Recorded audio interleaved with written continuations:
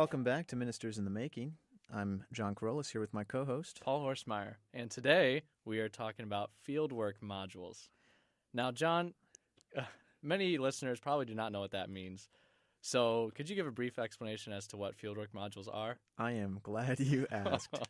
Fieldwork modules, when we talk about modules, it's the supplementary experiences, educational experiences we're given, in addition to the fieldwork churches we're assigned to as sort of almost interns in the area.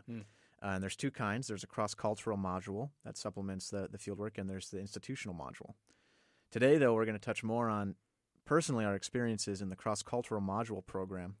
And I guess, we'll just kind of talk a little bit about the purpose of it. Firstly, the cross-cultural module, I think, really is designed at getting the student an experience outside of the cultural context they're used to when it comes to pastoral ministry, and maybe give them a context they didn't even really know existed. Would you agree with that? Yeah, and, I think it was nice how, even with our church being assigned to us, we didn't really have a choice, which is a lot like how it'll be in the future for us.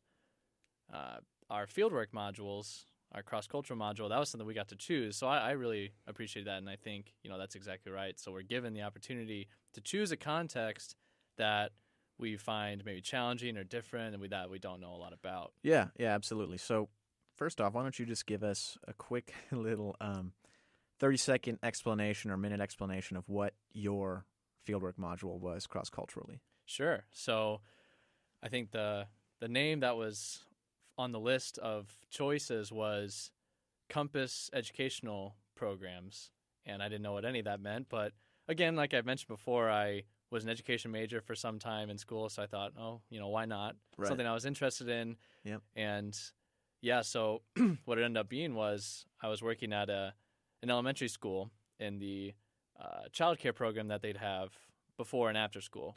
And I just went one day a week for a few hours on Fridays and helped, facilitate their activities and their whole program.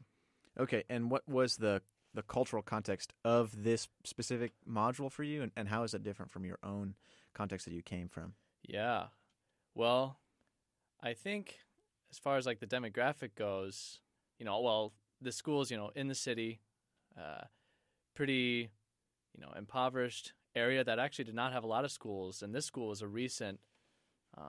It recently came into the community. It's a charter school, so the charter, it's only like 5 years old. So it's in a community that otherwise did not have a lot of educational options, and so that was one challenge. I grew up more in the boonies, near farmlands and stuff. So that was definitely interesting.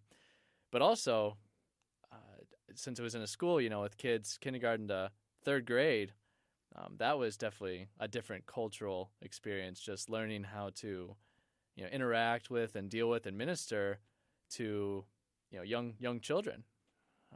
So I think those two aspects were definitely a challenge and unique, cultural aspects to me. So you kind of chose this particular program because of the interest you had kind of carried over from undergrad and educational programs, and did it end up meeting your expectations as far as that went, or did it teach you some new things? Yeah, well, I'm, as you know, I'm still doing this program now, and I do it every morning now before their school starts. But man, I'm still learning new things about ministry and about ministering to this specific context. And I think right away, I was shocked with, it's hard enough to try and explain the mysteries of the Christian faith to anybody, right? Let alone, little kids that still get their letters, written backwards. And then, the biggest thing that you might have to worry about is making sure, Sarah doesn't, keep hitting, Billy, and you're trying and think of ways, classroom management kind of things to make sure that their whole experience, sensory, that they don't get sensory overload from things, and trying to get hands-on, activities for them that all sort of help take in the lessons and stuff. So that was definitely a shock as to how much preparation and concerted effort really goes into something that would seem very simple of, maybe trying to minister to children. But yeah, definitely deepen my appreciation and respect for anyone that does children's ministry. Yeah, so when we say after-school program, people have different ideas about what that means, and for a seminary student being involved with that, you sort of expect there to be more of a spiritual teaching aspect to it. But what was your role in the classroom, just on a day-to-day basis? You showed up once a week. What did you do during your time there? Was it more related to spiritual education about Lutheran faith, or was it more related to sort of controlling the classroom situation? Yeah.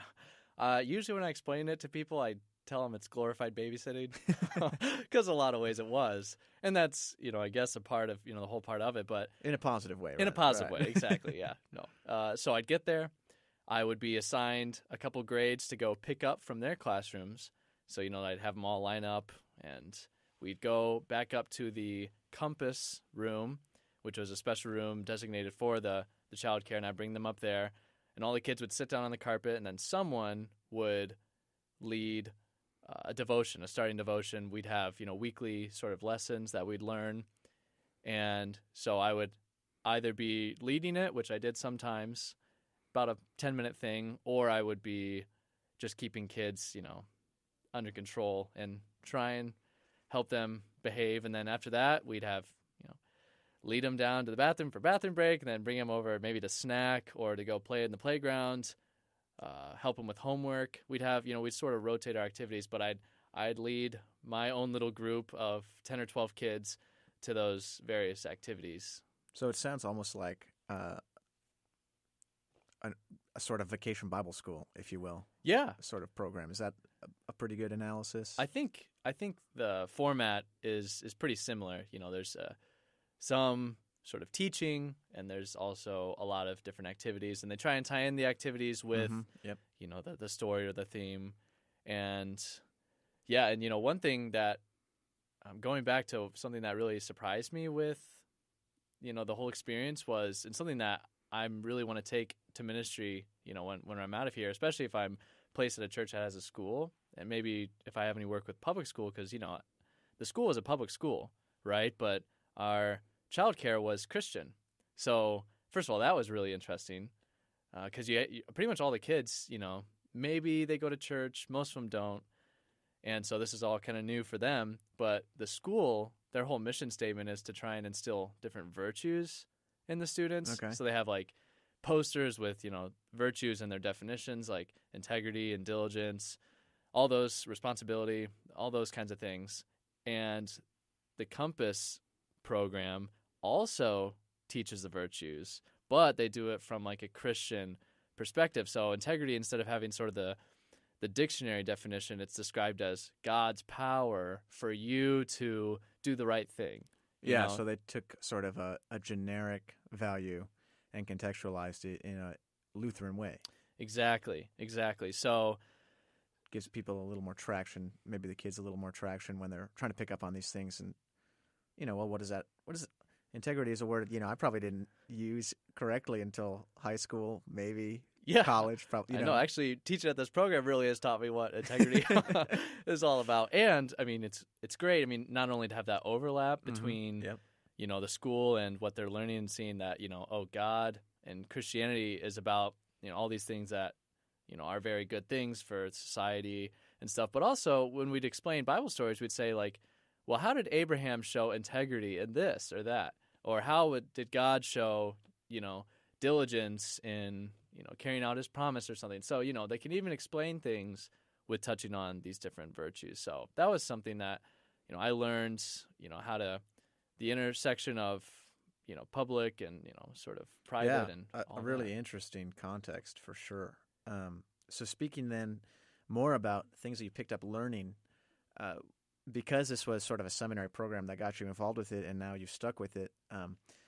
Looking at it from that perspective, what's sort of one thing you took away from it that is really impacting your perspective on ministry in general, as a pastor, involving all of the different ways that you're going to be serving the Lord and serving people? What's one thing this program has taught you that applies to everything that you're going to be doing?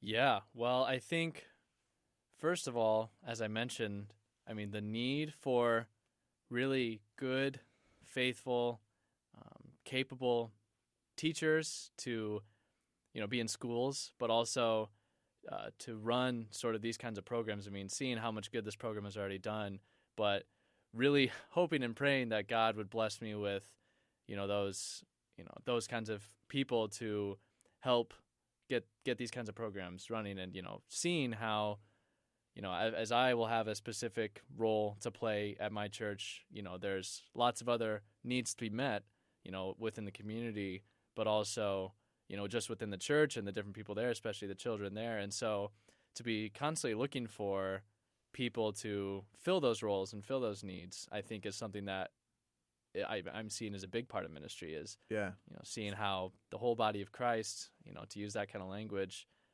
can work together, in serving other people. So that was something as far as how it affected my view of ministry. You sort of gained an appreciation for the value of not only a program like that, but also finding the right people to be involved with it within a church. Absolutely, yeah. And now shifting then from the general perspective to the more specific, how is your perspective on specifically after-school public into Christian after-school program perspective? How is your view of that culture changed through this program?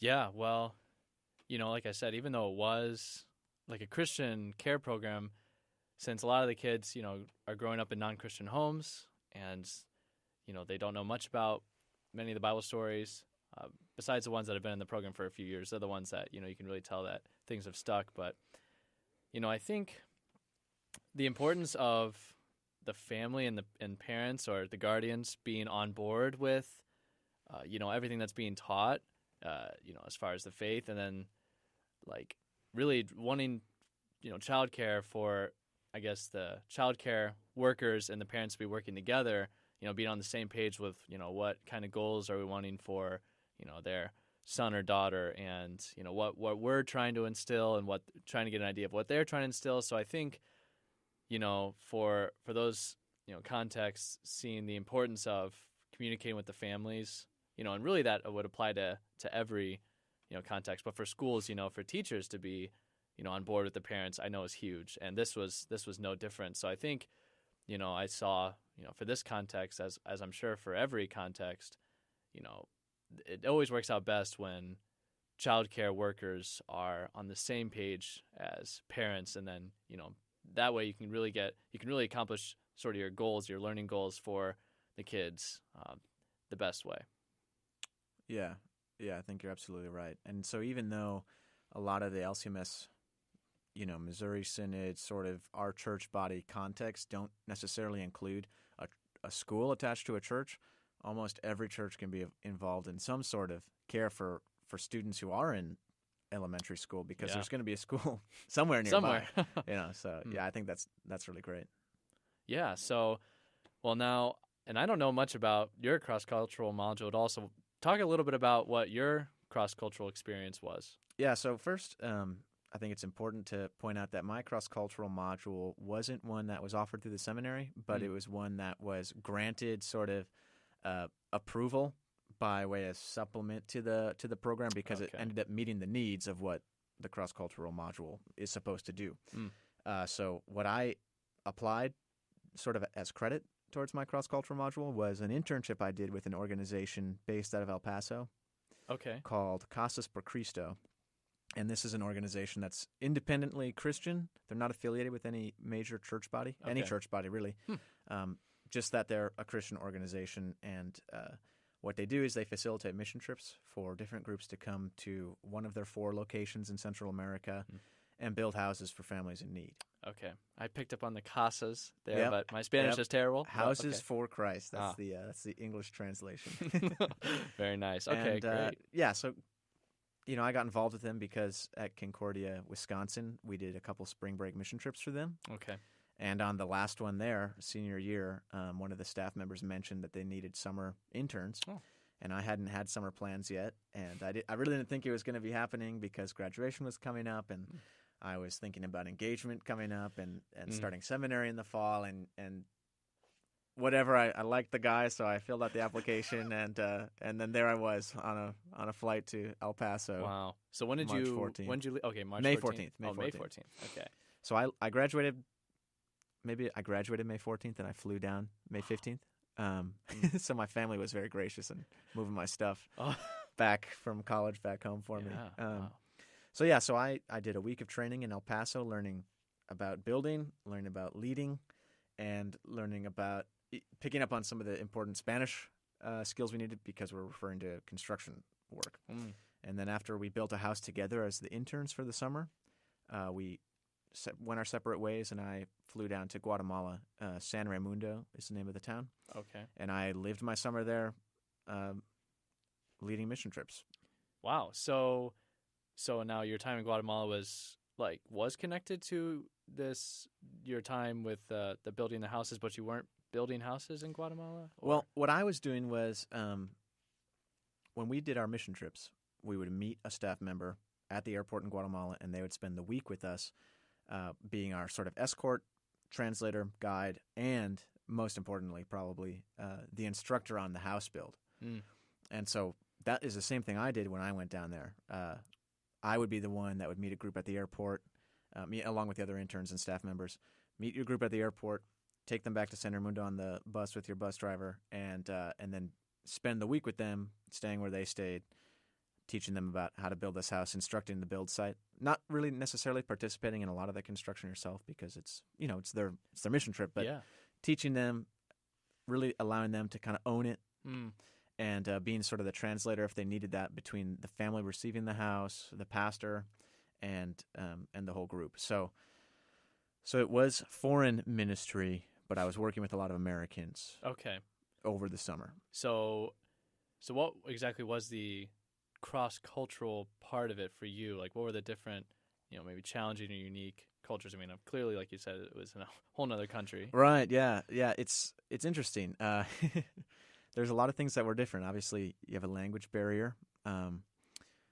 Religion-wise, church-wise, about half the town, probably, or a quarter of the town, attended one Catholic church. Okay. And then the rest of them were usually affiliated with some sort of Protestant religion, whether it be Methodist or Baptist or Pentecostal or Assembly of God.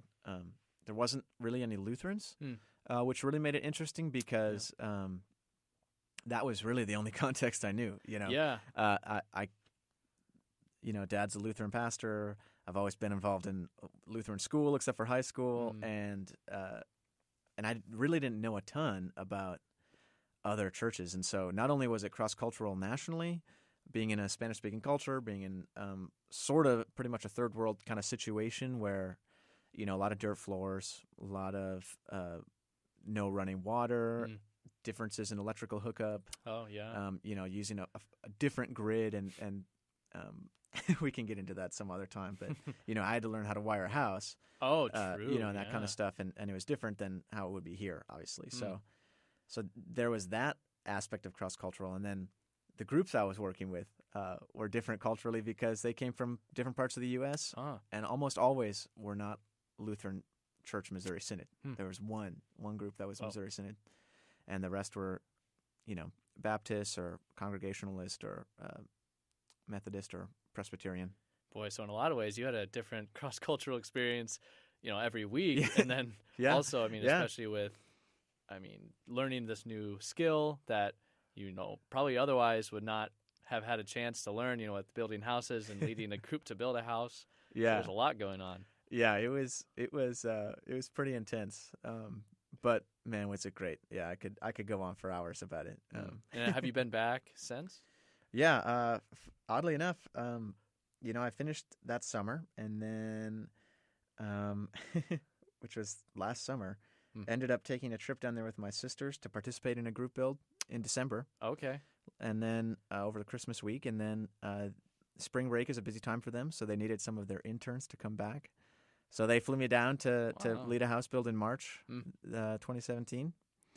And then my wife and I went on our honeymoon to Guatemala, and we visited that town and got to see some of those friends again and structure, rebuild, kind of reconnect on some of those relationships and friendships because my wife was really kind of the reason I went down in the first place, because when we were picking out mission trips, I was looking at the domestic trips as being $800 cheaper. I was like, right. this would be pretty great, huh? What's not bad about a bus trip? And she's like, I want to go to Guatemala. I was like, okay. We went, ended up falling in love with it. So yeah, and in love with her. That's true. Oh wow, true. I didn't know that she was kind of what led you to look into that. Yeah, absolutely. So now, are you guys both keeping Guatemala on the table as far as future ministry? Well, it's interesting. We definitely still love the country, and we want to take opportunities to go back when they present themselves. My wife's work is not in ministry in the same way. She's got a professional job in the business world dealing with insurance, and so some pastors have wives who are involved in the deaconess program, or are teachers, or sometimes are in the health field. And every marriage is different when it comes to ministry, and so for us, it's Guatemala on the table. If God gives us that opportunity, it's something we'd definitely be excited to think about. Yeah, no, I'm sure you guys, would be great with that, or even going to a different, country, maybe altogether. I mean, it seems like you guys have, that's not too big of a challenge for you guys so far. So that would be exciting to see what happens. We are definitely blessed to have been able to experience some of that stuff. Yeah, definitely great. Yeah, well, and would you say then, its impact, the whole experience and its impact on, what ministry would be like in the future for you, and maybe how it's shaped any of your notions or concepts of those cultures? Do you have anything to say to that? I guess, if someone asked me and didn't want to hear the whole story and just said, hey, what did it mean? What did it mean for you? I would say, for ministry in general, for learning to be a pastor, the exposure I had to Christianity outside of the Lutheran Church was huge.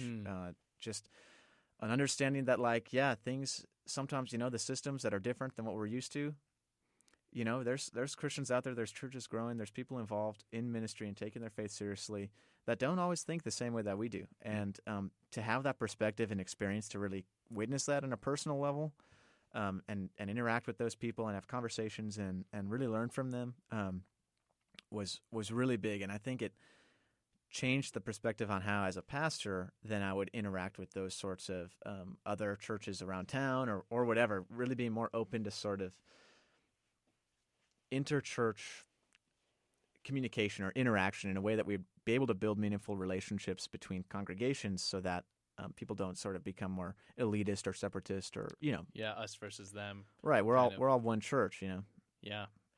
Well, and it is so hard, to navigate those waters. And I think, again, the great thing about these cross-cultural modules is that it's not just that might sound a little, sanitary, but it's really always, they want us to have person-to-person, face-to-face interactions. Yeah. And because, the seminary understands that, that's sort of the bread and butter of, ministry, and, that's what we'll be dealing with. And that's so important to make any real, progress, the face-to-face thing. So that's really, that's encouraging to hear how, your face-to-face interactions with all, different kinds of people really helped build understanding. I think that's a great way to put it, because both of us took that away from the module. Yeah.